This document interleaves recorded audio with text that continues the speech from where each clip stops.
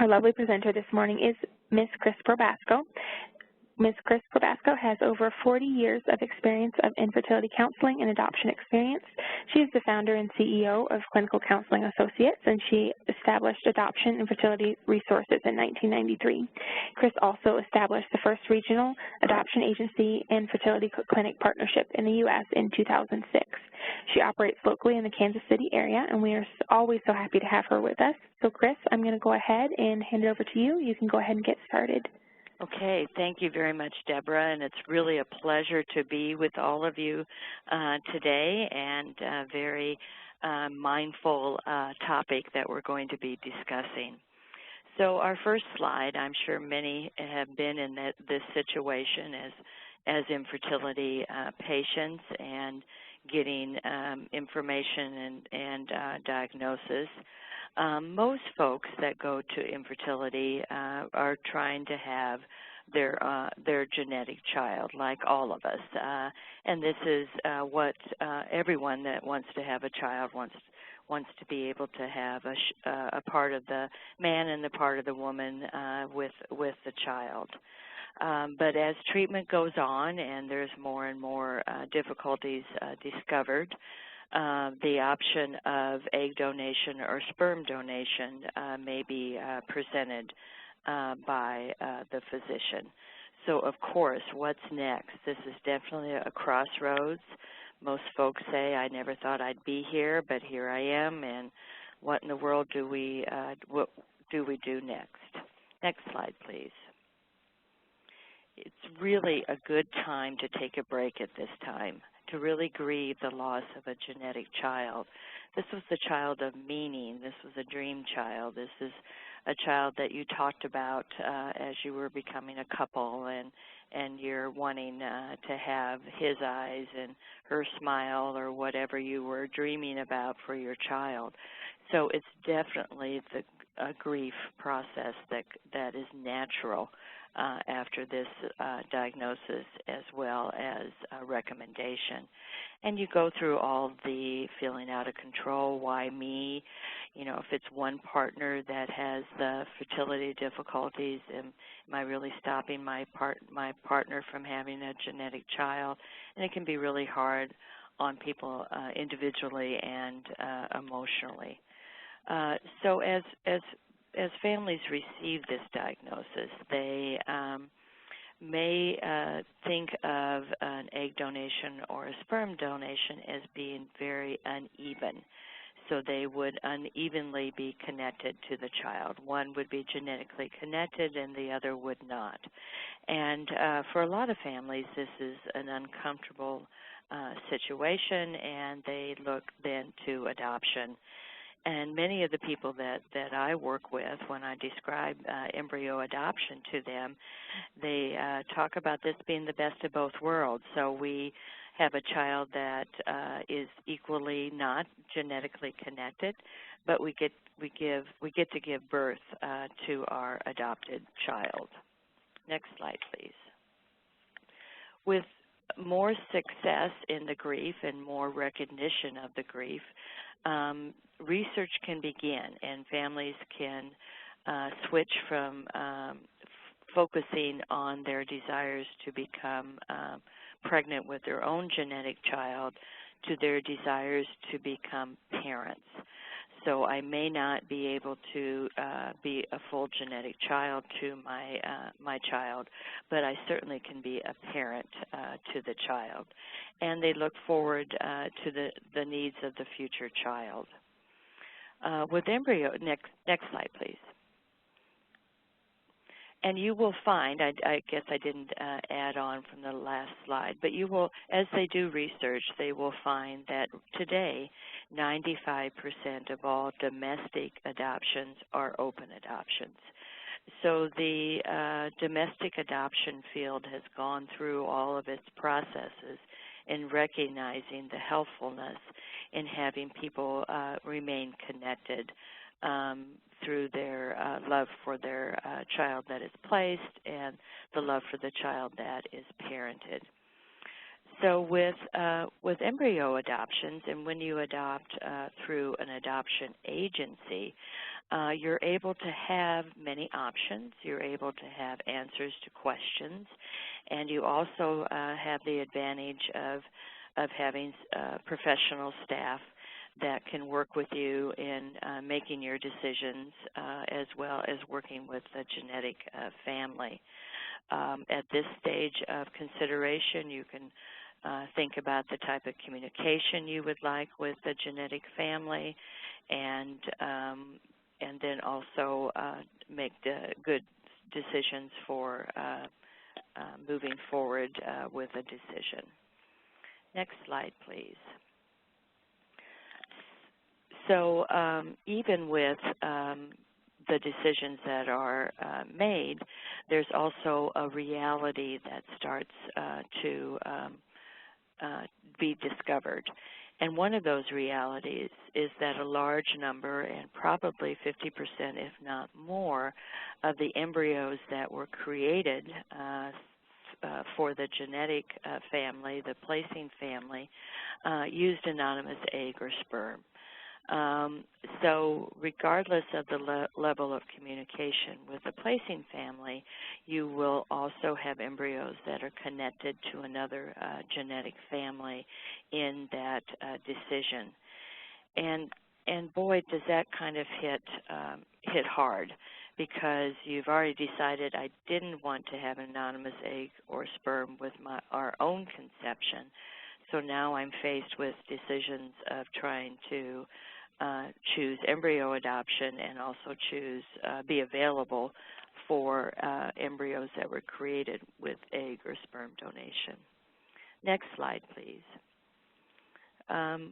So I think this slide represents a little bit of what I talked about before, and you know, I think when folks think about embryo adoption, when they first start researching, they do think that the genetics will come from the couple that is placing.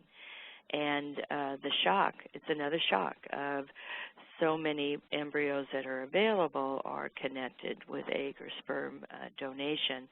And how do we get beyond thinking that this could be a possibility for us and all the reality of what's available? Next slide, please. So families can say no to being matched with embryos used by anonymous donors. However, it does limit the possibilities of matches, and it could take a considerable amount of time to be connected to embryos that are genetically connected to both of the placing families. So that is a humbling information that's received of, so what do we need? What do we want? Our desires is to have a child. Our desires is to have a child as soon as possible. But is it okay for us to move ahead with this decision of anonymous donors when in the past we decided we didn't want to have that? So a lot of emotions get stirred in trying to make a good decision. Next slide, please. So again, the surprise. And you're not alone. As we know, 1/6 of the married population has fertility difficulties. 40% is male factor, 40% is female factor, and the 20% is a combination of both or unexplained. So there's lots of folks that are looking to options to create their family with children. Is speed really necessary for you, or do you need to widen your viewpoint of what type of embryos would fit with your expectations and your desires? Next slide, please. So, of course, there's lots of emotions that are part of what is available, and it's, you know, not only an individual crisis, but it's also a couple crisis, especially I think for the folks that have one partner has available genetics and the other partner does. So we need to be very careful that we manage our emotions as best as possible and take time to get through this shock. And what really, next slide please, and what really starts coming up is denial and detachment. And that may have been a phase of grief that you thought was settled as you move forward with adoption decisions or third-party decisions, but it comes back up again. And you have to really pay attention that you're going forward in a way that you would be proud of the outcome. And that takes time, and it takes time to break that denial again because this is really something that is serious, and you want to make the best decision possible and not be all emotionally tied up to the pressure that you may feel about wanting a decision made quickly. So yes, it's complicated, and yes, it's not fair, and all of those things are really, really being recognized and paid attention to, so the grief can continue to be successful. Next slide, please. So, you know, we want an opportunity for success, and sometimes that can place a lot of, again, emotions that is hard to develop past to feeling free to make a good decision. This is such a great slide, and a lot of the families that I work with that are choosing embryo adoption already has a child that they were successful with through infertility, or they were successful with through their own process, and really making the decision for an embryo adoption includes that our child will have more of a normal experience with their mom and dad being pregnant and expecting a sibling, and they will eventually be told of their what brought this child to the family, but they get to be part of the prenatal care and all the experiences of pregnancy. Next slide, please. So let's talk a bit about what denial really looks like. When I see families coming in that say, you know, I don't really want to know anything about the donating family. Certainly if they have a donor connected to it, I don't want to know anything about that. I really want to pretend as if this is my own child, genetic child that's being transferred. It won't be obvious to people in my circle of friends and family. They'll see a pregnancy and they'll think right away that was a creation through our own efforts.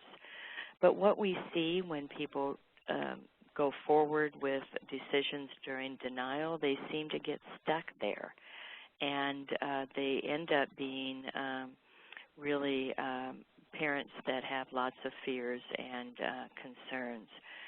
So we don't want to build a parent-child relationship that's based on fear or denial of their importance.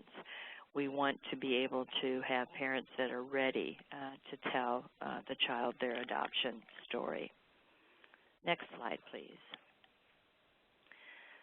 So what we've seen over the years, and I guess by doing this for the last 40 years, I've had practice in seeing this, is that when parents move forward with a decision and aren't successful in resolution of their grief, that they become overprotected parents. They're very fearful of rejection from the child. They may be unable to tell the story and afraid of the story, place a genetic parents as superior to themselves. They also may be in a position of poor discipline where they want the child to be their friend, and it's hard to be authentic and real when you're trying to connect to your child through a lot of concern and fear and uncertainty. They may also have, when they come to adoption, they may have also spent tons and tons of dollars in trying to get a genetic child, and now they're looking at a bank account that isn't quite as significant to help with the adoption expenses. So there's lots of stuff that goes into the denial that we hope eventually will be resolved and they can freely move on to a good choice. The next slide, please. So what does acceptance look? You know, we talk a lot about getting through the grief and getting to acceptance. So acceptance means that your self-esteem is no longer connected to your ability to reproduce or achieve a pregnancy with your own genetic child. Once that acceptance has been obtained, then the parents are very clear about being an advocate for this child and to do everything they can for this child to succeed, no matter what the facts of their beginnings are and the facts of their genetic connections. So it's really a sense of openness, a sense of being relaxed, a sense of non-judgmental decisions, and we will be parents by an embryo adoption, and we are so happy that we have chose this way to bring a child into our family. Next slide, please. So accepting embryos with anonymous sperm or egg donor is really another genetic component to your child's story. So it's important to, when you're thinking about this, it's important to know that there will most likely be siblings of the genetic family that has the same kind of genetic connections. There also will be more available information, hopefully, in accepting the sperm and egg donor, and I think that gives some relief to families so that they can become an advocate and really understand what decisions, the decisions they make will affect this child's life and their life forever. So the next slide, the pros and cons of egg and sperm donation. I think these are an example of a few of them, but I'm sure each individual and family and couple can come up with some more. But usually when you're looking at egg or sperm, there's probably more egg donors with the embryos than there are sperm donors. So with egg donors, the fertility practices prefer that their egg donors are 26 years of age or younger. So this is definitely having younger eggs means more success in implantation and also with being able to carry a pregnancy. There's also been a lot of health screening for the egg donor and the sperm donor, and each facility that works with these donors goes through what is recommended by the American Society for Reproductive Medicine and also the American Tissue Bank and the FDA. So there's lots of requirements that are needed in order for a man or a woman to become an egg or sperm donor. The clinic that you work with will have some information regarding the donor that would also be helpful in the telling of the story. The cons is that the possibility of having siblings, and I think that's the hugest one to be, again, humbled by, that there may be, or there will be, more children from the egg donor if they've been successful for other families, for the sperm donor in being successful for many families.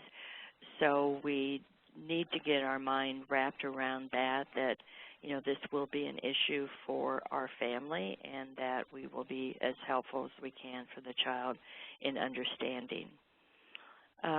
You may not be able to have an open relationship with the sperm or egg donor as you will with the genetic family, so that also may be not as satisfying to you.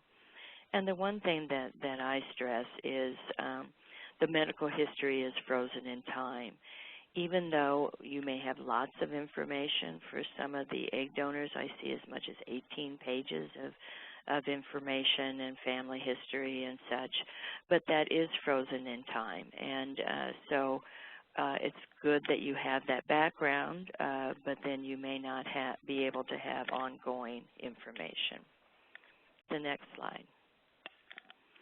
So will the child be asking questions? Oh, tons and tons.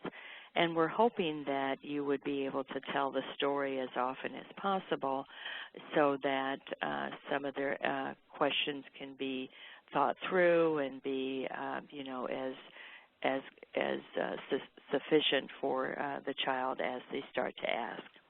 The askings usually start at age 7 to 8, and of course gets more sophisticated over time. It's very interesting in the sperm donor business. We've been doing sperm donation since 1884, so lots and lots of children have been born by this way. But it wasn't until the mid-'80s that the sperm banks became the primary way that donors donated their sperm. So the Sperm Bank of California was the very first bank to have what we call open identified donors. So they started this in the mid-'80s, and at age 18, the donor-conceived child is able to come back to the bank or call the bank and say, you know, I want to have information about my donation. And what they've seen is that they really have particular questions that they're asking and particular information. So I think it's very, very helpful to pay attention to the children that have lived this and what they recommend. I always, my teachers for my 40 years has been adopted parents of the past, adoptees, adopted persons, donor-conceived folks, and donor parents, and all of those that can tell me what difficulties they had in the lifespan of their family. The next slide. So a majority of the donor offsprings asked for current medical information. So there's that frozen in time medical information, and they want to have anything current that could have happened in the donor's lifetime in the last 18-plus years. So, of course, there's going to be quite a bit of that. They want a picture of the donor. Donor offsprings go through an identity crisis or identity formation, just like all of us do in our adolescence and early 20s. And to have a picture of the donor so they can see how they're similar to the donor is so helpful for their identity and almost a must. They want to know what kind of hobbies they had, what their personality was like, their interest, really making the donor a human being that's part of a family and that human has these things, and they want to see if some of their likes and dislikes or hobbies or interests are similar to the donor. They also want to know how many siblings they have. Now that's the wild question, and I don't know if the Sperm Bank of California kept track of all that, but I think they also refer them to the Donor Sibling Registry, which we'll get to in just a little bit. So what they found when they first were contacted is that about a third of the children, pending adults, wanted to locate the donor and wanted to have direct contact.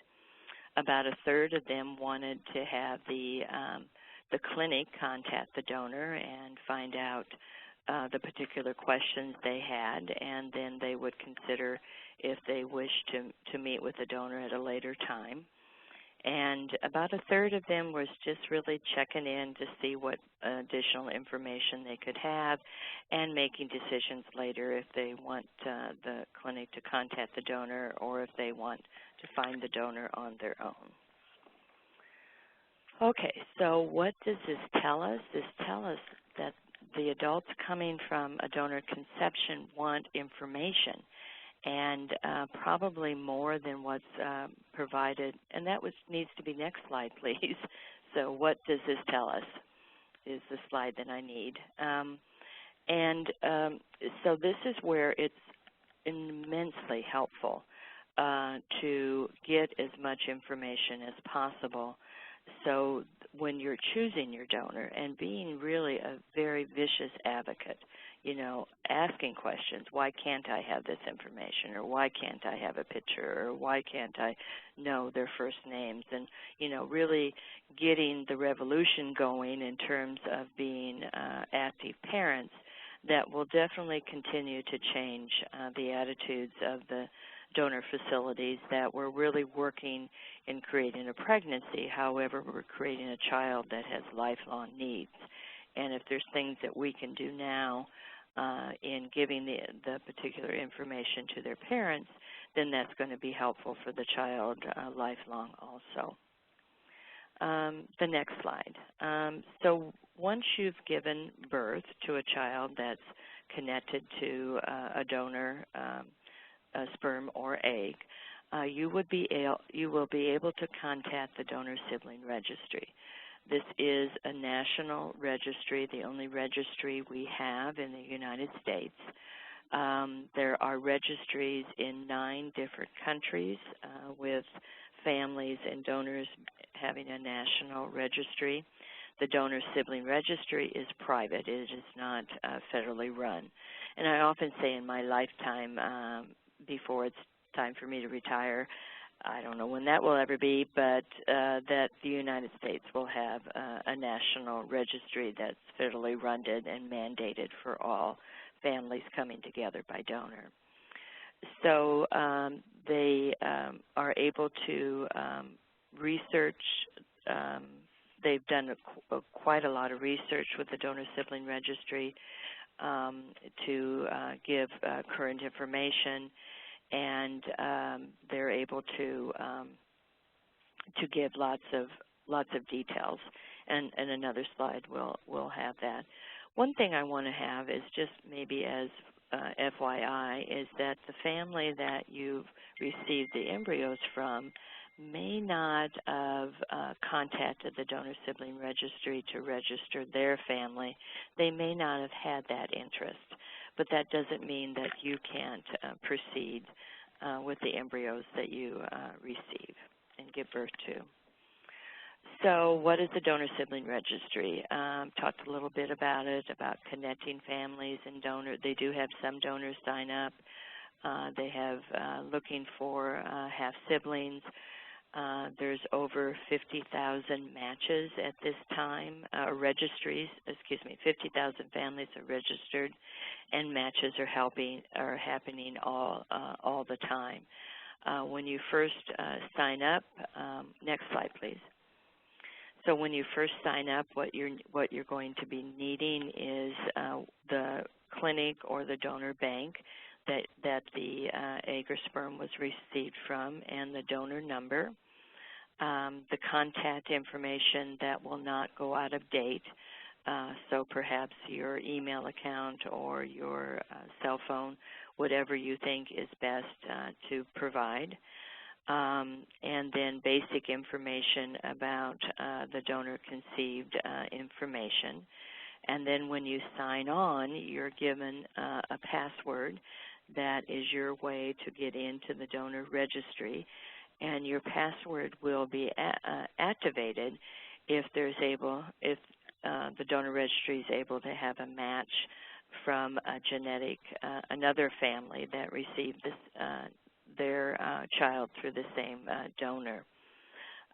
One story I have that I often tell is that I had a family that gave birth to a child having a seizure, and scary, scary, scary. And the doctor said, well, I'm going to have to do exploratory surgery when the baby's 12 pounds or 6 months old.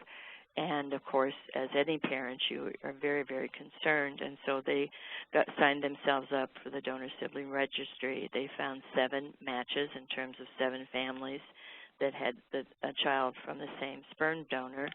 And 5 of those families had children with the same difficulty. So they were able to tell the physicians at Children's Mercy Hospital here in Kansas City what had occurred with the other siblings, and so their child didn't have to go through all the testing and surgery to try to discover. They knew what medication was effective and how this seizure problem was being dealt with by other physicians. So helpful, so helpful. We're not parenting in the dark. We're parenting with connections, and I think that is very, very meaningful. So some families also, next slide, please. So some families also consider doing DNA testing, especially with older adolescents or young adults. And there has been hundreds of matches through DNA, both in the adoption world as well in the donor world. I just got an email from a woman that I know that had an unknown birth father. It was her mother met him at a facility, and she was conceived, and the mother didn't even knew his first name but didn't know much else about him. And she signed on for, I think, these two, Ancestor.com and 23andMe, and connected to a half-sibling. And then from there, she was able to locate her father, and they've had a reunion, and they're working on a relationship. I also, Bill Corderay, a donor offspring that's spoken very loud in the last 10, 15 years, was able to locate 34 half-siblings by being on the DNA testing sites. He found a cousin in Australia that led him to his donor and then also to his siblings. It is very important for some, not all, but I think, the more that genetics and DNA is part of, definitely has always been part of who we are, but the more knowledge that people have regarding that, the more desires that all people have to know their ancestors, and especially for those that are adopted or donor conceived, to fill in the blanks for all of those unknowns. Okay, so the next slide will talk to us about putting the child's story together. I know a lot of families, when they come in and say, how in the world are we going to tell this story? And I really feel like hugging them, because at least they're thinking we got to tell that story, rather than parents of yesteryears where they were told never to tell the story. So we got a great bunch of folks coming into this process that want to be, once they've finished their grief, want to be very concerned about the child and telling the story to the child. So the best way that I know is to create a beginnings book, a life book, the story about their beginnings and their coming to your family. There's also storybooks. If you go online and put storybooks for donor insemination or donor egg and embryo adoption, there's lots of different storybooks that are available, which is also very helpful to read and to have the child get some knowledge. So we need to first acknowledge that the child will be receiving knowledge in their early years, but then they will have an understanding as they're older, and that knowledge will become beneficial in their understanding. So putting the life book together at the very beginning is so helpful. So these will be pictures of yourselves and the wedding day or the days that you decided that you were going to pursue embryo adoption. You would have why you chose this process, and then perhaps why the placing family chose you, pictures of the placing family, pictures of the siblings, documenting the day that you were transferred, and if you're able to get pictures of the embryos, that's even better. But if you're not able to get pictures of the exact embryos that were transferred, other embryos can do. But everybody starts the same. We all start from our little beginnings, and embryo adoption is the same thing. Of course, during the pregnancy, having pictures as the baby grows, the date of birth and the celebration around them, pictures at the hospital, going home pictures where there'll probably be a sign and balloons and flowers and all the celebrations. So the family celebrates so much when children are born into a family and are very, very grateful and heartful that they were able to have this experience. So documenting those times for the child is going to be very helpful in the beginning of telling the story. Next slide, please. So the goal is for your 18 to 20-year-old, and yeah, I know that's a lot of years away, but we're setting the stage, is for them to say, I don't really remember being told about how I came to the family. I just always knew it. So it's not a sit down at the kitchen table and a one-time conversation. It's an ongoing conversation, and starting early will help the child have that kind of sense. I just recently worked with a 20-year-old that came to me. She was an adopted person, and I listened to what she knew about her adoption was that she was adopted at 1. That's all she knew about. And I said, well, where were you the first year of your life? She had no idea. So we brought the parents in, and they also gave us the information they had that she had never seen. And so she discovered that she was placed in foster care for a month, and then she was transferred to her parents, and her official adoption happened when she was 1 year old, not that she was placed when she was 1 year old. So that really enlightened her and really helped her have a good, with the knowledge, she then had a good understanding of all the different aspects of who she was. So again, keeping the documentation, getting as much information as possible will be very helpful as your child grows.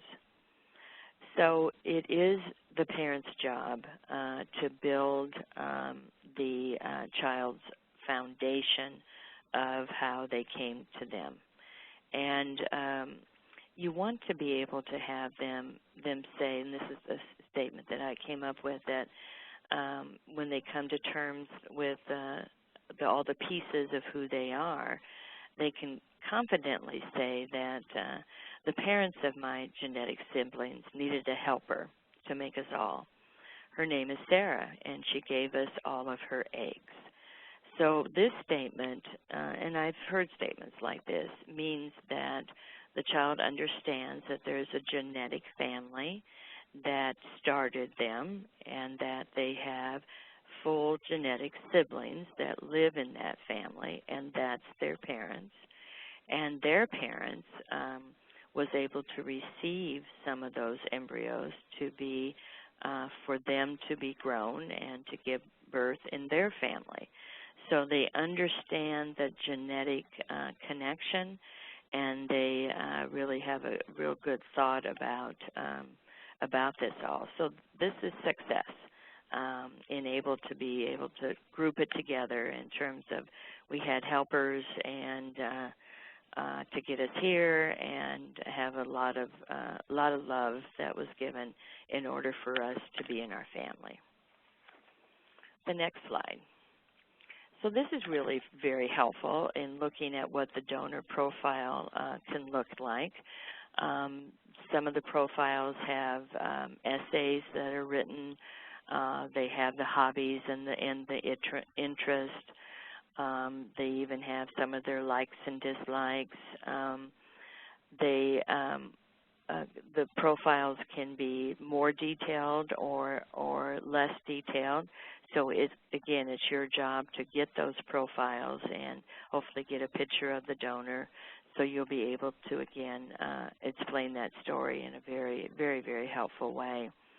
Eventually, your child will see all of this, but as you're telling and talking, as you're talking and telling, there will be bits and pieces that you will get from these forms to be helpful. So you're going to be able to answer what their hobbies were, what their family background was, you know, their dreams and their reasons why they decided to donate.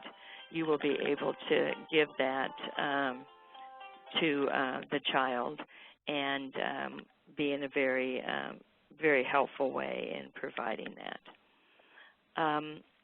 So again, this is being your advocate of getting as much info as you can to proceed. And I'm over talking, so let me go to the 5 tips in terms of talking to kids. And we do have a webinar on, I know, on file with the Embryo Awareness Center that has a couple webinars on talking to the child, so you may want to listen to this also. Start early. Start as soon as they're here. Start talking to them when you're pregnant. That we had so much help in order to get you here. We had lots of helpers that loved you, and we just look forward for you to understand your story, and we're here to help you. So the main thing, the most concrete thing for the child to know in early years is that they are significantly connected to another family, is the basis for their understanding, and what that family looks like, and pictures and information about that family, and then also about the additional helper. So with a combo of all that, having the life books, reading the stories, you're going to have a really good start. So if the child hasn't been told yet and they're older, start telling now. You can backtrack in creating that book again, and you can put all their pieces together up to date so that they'll can start from where you're starting, and then also explain to them that, you know, we just didn't know what to do in terms of telling you your story, and we got some professional help, or we listened to some webinars, or our agency was helpful. So I think that's, you know, our next tip. Don't be shy to talk about it often and provide opportunities for the child to understand their story. When you drive by the hospital they were born, you can say that's where you were born. When you drive by the fertility clinic, that's the office that mommy and daddy got help to bring you home. So, you know, as concrete as you can be with your environment, using your environment is also helpful. So get creative with the young children. You want your message to come from your heart and not necessarily the science about it. That there's a poem about you, for an adopted child, you grew in my heart, not in my tummy. For this one, you grew in my tummy and my heart, and we are so thankful that we were able to have all the helpers that brought you into your life. And the next one is make sure the child understands that they can ask any question needed, that it won't hurt your feelings, that you resolved all of that. You resolved that that you weren't able to genetically give to them. You resolved all of that. And this is all about the child and their knowledge and their understanding. There's nothing to be ashamed about. Lots of people were involved in getting you here, and we're thankful for them allowing us to be your parents.